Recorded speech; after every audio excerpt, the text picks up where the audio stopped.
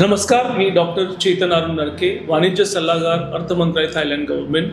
आजचा जो टॉपिक आहे तो ONDC म्हणजे open network for digital commerce या माध्यमातून मला नवीन यंग एंटरप्रेन्युअर्स जे कोल्हापूर किंवा महाराष्ट्रामध्ये जे आहेत किंवा पूर्ण भारतामध्ये आहेत त्यांच्यासाठी हा अतिशय महत्त्वाचा टॉपिक आहे। मला वाटतं यंग एंटरप्रेन्युअर्स एक वेगवेगळ्या इनोव्हेशनच्या माध्यमातून आपल्याला नवीन वस्तूचं क्रिएशन करत असतात। मग ते कोल्हापूर चप्पल असेल, सेंद्रिय गूळ असेल कोल्हापूरचा, ॲग्रिकल्चरमधले नाचणी भातापासून बनवलेले व्हॅल्यू ॲडेड प्रोडक्ट्स असतील किंवा मॅन्युफॅक्चरिंगमध्ये air condition part, IT services, बऱ्याच सर्व्हिसेस किंवा आपण प्रोडक्ट्स या माध्यमातून आपल्याला करायचे असतील तर मला वाटतं ONDC हा सगळ्यात महत्त्वाचा प्लॅटफॉर्म गव्हर्नमेंट ऑफ इंडियाच्या माध्यमातून प्रायव्हेट कंपनी पण नॉन प्रॉफिट अशा बेसिसवरही काम करते। ONDCच्या माध्यमातून आपल्याला भारताची दालनं मला वाटतं सर्वसामान्य जे यंग एंटरप्रेन्युअर्स आहेत त्यांच्यासाठी ओपन झालेली आहेत। जर तुम्ही Amazon, स्विगी, फ्लिपकार्ट यासारख्या कंपनी बघितल्या तर आता त्या कंपन्या साधारणपणे 15% आधी मार्जिन घेतात, त्या जवळपास 40% मार्जिन घ्यायला त्यांनी सुरुवात केलेली आहे। त्याच्यामध्ये उत्पादकाची बऱ्याच प्रकारे पिळवणूक होते किंवा मोनोपोली या कंपन्यांची होते।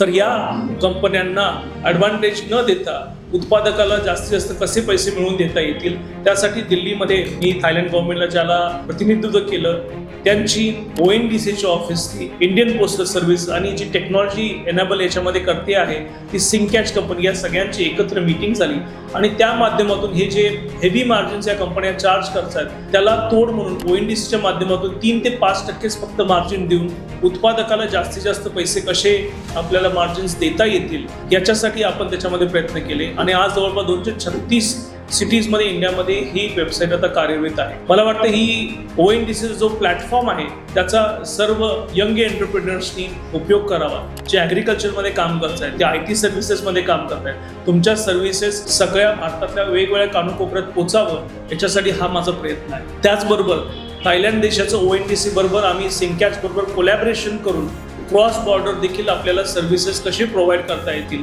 ज्या माध्यमातून भारताचा आपला जो ट्रेड आहे तो थायलंड बरोबर वाढावा आणि त्या माध्यमातून भारतामध्ये, महाराष्ट्रामध्ये, कोल्हापूरमध्ये चांगल्या पद्धतीने रोजगार उत्पादन कसे करता येईल हा महत्त्वाचा मोठा विषय घेऊन या माध्यमातून आपण हे जवळपास वर्षभर याच्यात काम करतो। प्रत्येक कोल्हापुरातल्या, महाराष्ट्रातल्या यंग एंटरप्रेन्युअर्सना मी रेकमेंड करेल की त्यांनी आपलं ONDCवर स्वतःच्या कंपन्यांचं रजिस्ट्रेशन तुमच्या कंपनी सेक्रेटरीच्या माध्यमातून करावं, आपले प्रोडक्ट्स तिथं फ्लॅश करावेत आणि त्या माध्यमातून तुम्हाला भारतातल्या वेगवेगळ्या माध्यमातून तुमचा व्यवसाय वाढीसाठी उपयोग होईल आणि कमी मार्जिन्स इथं तुम्हाला द्यायला लागल्यामुळे तुम्हाला व्यवसायामध्ये चांगल्या पद्धतीचे पैसे तुमच्या हातात राहतील। या महत्त्वाच्या ONDCच्या माध्यमातून मी एवढंच तुम्हाला सांगू शकतो की ग्लोबली 30% सेल हा ई-कॉमर्सच्या माध्यमातून होतो। इंडियाचा सेल जवळपास 4.5% जो सेल आहे तो ई-कॉमर्सच्या माध्यमातून होतो।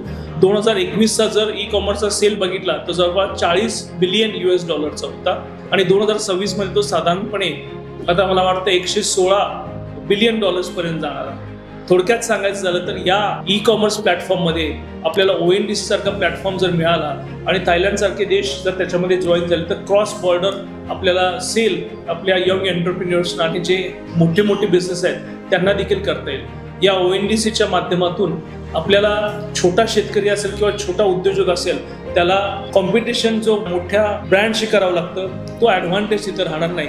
दोघंही एका प्लॅटफॉर्मवर असतील आणि त्या माध्यमातून दोघांनाही त्यांचा प्रोडक्ट सेल करायला इक्वल ऑपॉर्च्युनिटी मिळेल। त्याचबरोबर जो डेटा Amazon किंवा फ्लिपकार्टवर काम करून त्या कंपन्यांकडे राहायचा तो डेटा देखील आता उत्पादकाला डिरेक्टली त्या ग्राहकाचा मिळून जाईल। त्या माध्यमातून त्यांना ते भविष्यामध्ये फ्युचरमध्ये तुम्हाला राहता येईल आणि त्याचबरोबर Amazon सारख्या कंपनीकडे जी ताकद असते की बाबा तुमचा प्रोडक्ट कधीही काढून टाकू शकतात हे ONDCच्या प्लॅटफॉर्मवर होणार नाही। आणि खरोखरच या माध्यमातून मी एवढंच सांगू शकते की ते यंग एंटरप्रेन्युअर्स आहेत जे ऑलरेडी सेटल बिझनेसमॅन्स आहेत त्यांनी या प्लॅटफॉर्मचा उपयोग करावा, भारताच्या कोपऱ्यात या माध्यमातून आपण पोचावं आणि ONDC आता सध्या buyer, seller, payment gateways, inventory, technology, logistic या सगळ्यावर काम करत आहे। स्पेसिफिकली जसं आपलं UPI आहे त्या माध्यमातून आता भारत ऑनबोर्ड झालेलंच आहे, पण त्याचबरोबर युनिफाईड लॉजिस्टिक इंटरफेस सगळ्यात महत्त्वाचा आहे आणि त्यासाठी भारतीय पोस्ट सर्व्हिसला आम्ही याच्यामध्ये कोलॅबरेट करून एकत्र आणून कमीत कमी लॉजिस्टिक प्राइसमध्ये आपला प्रोडक्ट आपल्यापर्यंत पोहोचवणं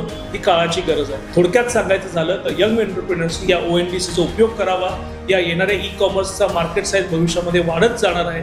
त्यामुळं आपल्याला कमीत कमी मार्जिनमध्ये ग्राहकाला कमीत वेळामध्ये कमी पैशामध्ये क्वालिटी प्रोडक्ट देऊन उत्पादकाला चांगले पैसे मिळवून दिले तर मला वाटतं ज्या मोनोपॉली किंवा ड्युओपॉली ज्या आता कंपन्यांच्यामध्ये होते ते न होता सगळी ताकद या सामान्य शेतकऱ्याकडं सामान्य उत्पादकाकडे राहील आणि त्या माध्यमातून जो आर्थिकदृष्ट्या हा वर्ग सक्षम होईल आणि त्या माध्यमातून रोजगार पण उपलब्ध होतील आणि आपला महाराष्ट्र चांगल्या पद्धतीनं विकासाच्या मार्गाने जाऊ शकेल.